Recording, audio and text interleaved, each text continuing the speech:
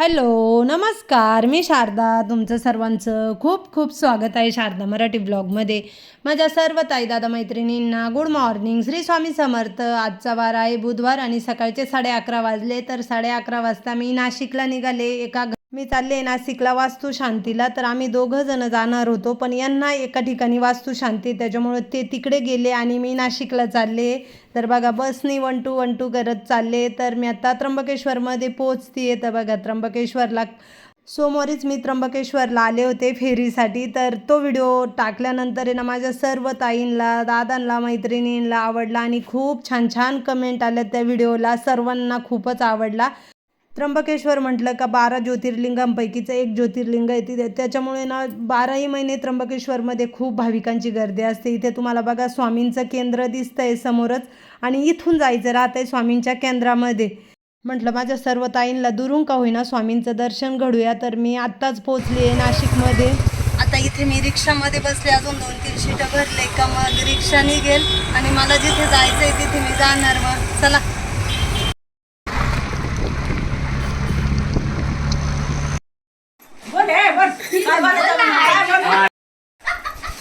मी सकाळी तुम्हाला बोलले होते का मी नाशिकला येऊ राहिले. तर ज्या ठिकाणी मला पूजेला जायचं होतं पूजेवरतून आलो आणि इथे मी आले माझ्या मावस नंदेंच्या घरी. हे बघा साहेबांच्या मावस बहिणी आहे आणि ह्या साहेबांच्या मावशी. तर त्यांच्या घरी आलो. आम्ही भरपूर वेळ बसलो, कमीत कमी एखादा तास झाला आम्ही बसलो. गप्पा गोष्टी झाल्या, चहा पाणी झालं, सगळंच झालं. पण मी व्हिडिओ काढायची विसरले. तर मग म्हटलं चला निघतानी का होईना थोडासा व्हिडिओ घेऊया. तर हे बघा सर्वांना इथं भेटलो वगैरे. ह्या आहेत साहेबांच्या सख्या मावशी, म्हणजे माझी मावस सासूबाई. तर आमच्या आई ह्या 4 बहिणी होत्या आणि त्यांना एक भाऊ होता. तर सगळ्या वारल्या, फक्त या आजी एकट्याच आहे. तर मग म्हटलं चला आजींना व्हिडिओमध्ये दाखवूया. आजी गणपती बाप्पांच्या वेळेस माझ्याकडे येणार आहे आणि त्यांची सवय अशी आहे बघा, त्यांना भेटलं का लगेच त्या पा वगैरे सगळ्यांच्या घेणार आणि खूप छान स्वभाव आहे. आणि त्या दोन्ही पातळावाल्या साहेबांच्या सख्या मावस बहिणी आहेत. साडीवाल्या ह्या माझ्या ननंदबाई आहे.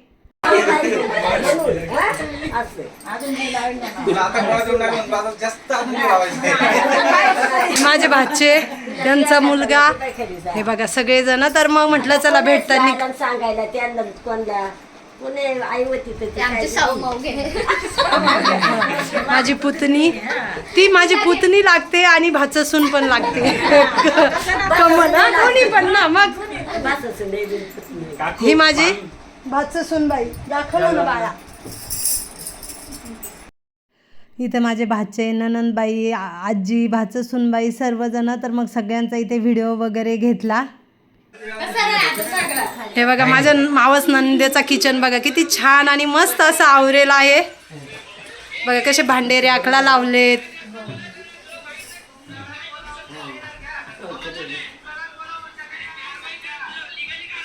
आजी म्हणजे साहेबांच्या मावशी, त्यांना मी 500 रुपये दिले फळं वगैरे घ्यायला. बोला. आम्ही सर्वजण मिळून आता माझ्या मावस बहिणीकडून अतुल डेअरीमध्ये स्वीट घ्यायला चाललोय. मावस बहिणीकडून आलो, आता घरी जायला निघालो आणि इथं अतुल डेअरीमध्ये जरा स्वीट घ्यायला आलो. तर आता आज माझा असा योग आलाय का माझ्या नंदेच्या गाडीत मी घरपोच होणार आहे. तिकडनं येताना मी 1-2 घरी चालले. ह्या पण त्याच रस्त्याने आल्या, मोखड्यावरून आल्या. पण त्यांना काही माहिती नव्हतं का मी येणार आहे. त्यांना वाटलं आम्ही 2 जण पूजेला येणार आहे का काय, पण मी एकटी चालली. तर आता त्या मोखड्या मार्गी मुंबईला राहतात, तर त्या चाललं आहे. मग मी त्यांच्यासोबत आता मोखड्याला उतरणार आहे. आणि बघा माझी भाचसूनबाई, तुम्हाला तिच्या लग्नाचे व्हिडिओ मी दाखवलेच होते ना. तर बघा बोल.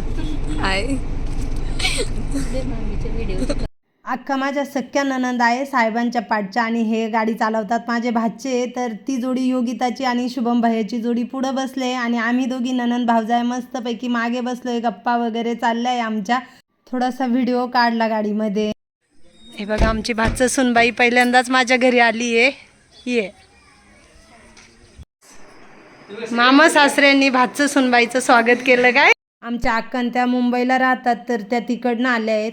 अक्का, शुभम भैया, योगिता, भाचसूनबाईचं नाव योगिता आहे. तर ते सर्वजण फ्रेश वगैरे झाले. मग आता ना मी इथे चहा ठेवायला घेतला. ते हॉलमध्ये बसले होते, त्यांना म्हटलं चला मी चहा इकडे किचनमध्ये ठेवते, तर तुम्ही किचनमध्येच बसा, गप्पा वगैरे करा. तर तेच आत्ता अक्कांना म्हटलं का आजच्या दिवस थांबा आणि उद्या जा. पण ते सर्वजण सरकारी कर्मचारी, त्यांना सुट्टी नाही. आज ईद असल्यामुळं ईदची सुट्टी होती, त्याच्यामुळं ते पण पूजेला आले. त्यांना आम्ही तेच म्हटलं का आजच्या दिवस थांबा आणि उद्याची रजा टाका, तर नाही म्हणे आमच्या भरपूर सुट्ट्या झाल्या आहे, तर त्या काही थांबायला तयारच नाही. मग चहा वगैरे घेतला आणि जरा वेळ गप्पा गोष्टी केल्या. योगिताला वरती घर वगैरे सर्व काही दाखवून आणलं. अक्का, शुभम भैया आम्ही सर्वच जण वरती गेलो, त्यांना फ्लॅट वगैरे दाखवले. तर योगिताला आहे ना खूप फ्लॅट आवडले. ती मला म्हणे का मामी खूप छान फ्लॅट बनवलेत आणि घरसुद्धा खूप छान तुम्ही ठेवता. मी व्हिडिओमध्ये घर बघते, पण आज डायरेक्ट समोर बघितलं तर तिला अजूनच छान वाटलं. कारण आत्ताच तिच्या लग्नाला 3 महिने झाले. आपल्या चॅनलवर भरपूर तिच्या लग्नाचे व्हिडिओ टाकलेले आहेत आणि त्याच्यानंतर आज ती पहिल्यांदाच आली. त्याच्यामध्ये 128 आहे ना स्टोरेज, 128 जीबीचा स्टोरेज आहे ना. तू सांग ना समजून. तिला सांगितलं, ती बोलते गावात. त्यांनी उदाहरण एक परफेक्ट दिलं. दोन वेळेस पडली कल्याण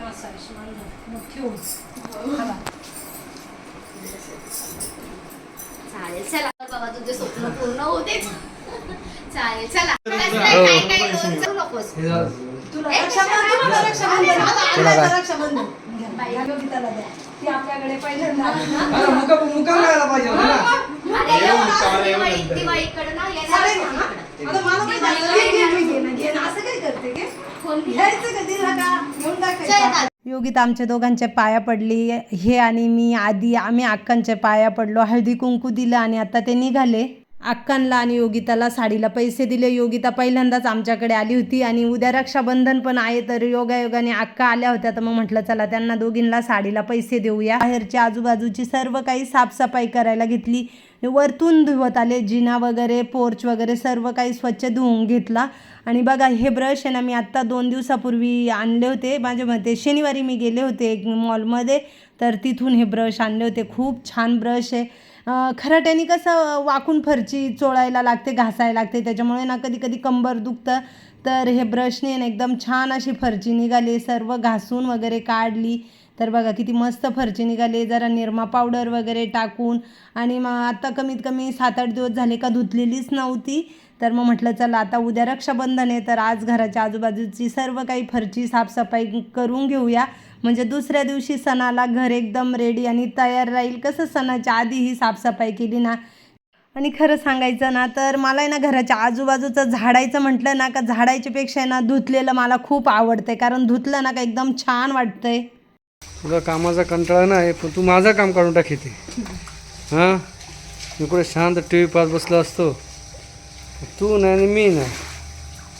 हां हां स्वच्छता झाली, पण मग तू एकटी नाही करायचं, मला कुठं.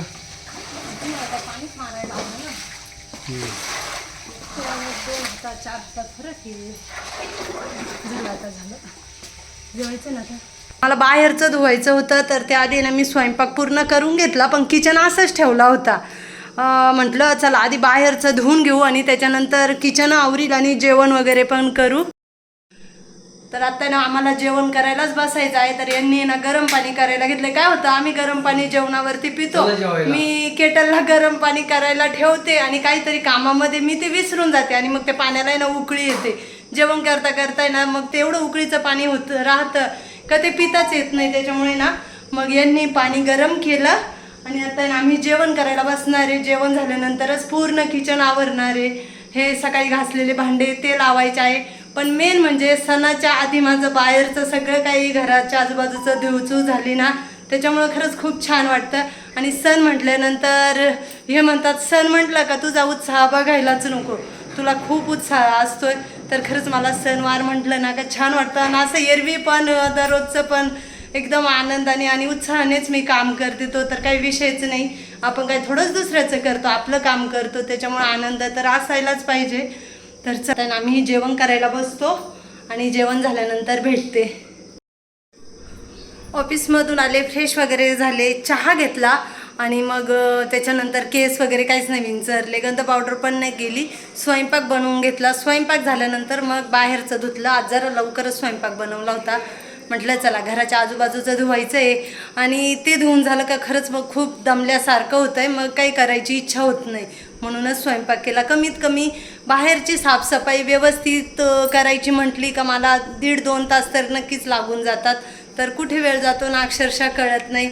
तर चला आता आहे ना आम्ही जेवण करायला बसत होतो, पण हे म्हणतात का एक नागलीची भाकर बनव. तर मग आता आहे ना मी एक नागलीची भाकर बनवते आणि त्याच्यानंतर जेवण करायला बसतो. एकच भाकरी मला बनवायची होती. भाकरी बनवता बनवता गॅस टाकी संपली. मग मी ती भाकरी इकडे बघा इकडे भाजायला ठेवली आहे शेगडीवरती. बघूया आज टाकी लावायला लागेल, पण आता जेवण झाल्यानंतर तर याच्यावर छान भाजता येते म्हणे शेगडीवरती. माझी आई बोलत होती, तर मग बघते आता मी पण भाजू. 2 बाजू थोडीशी भाजली.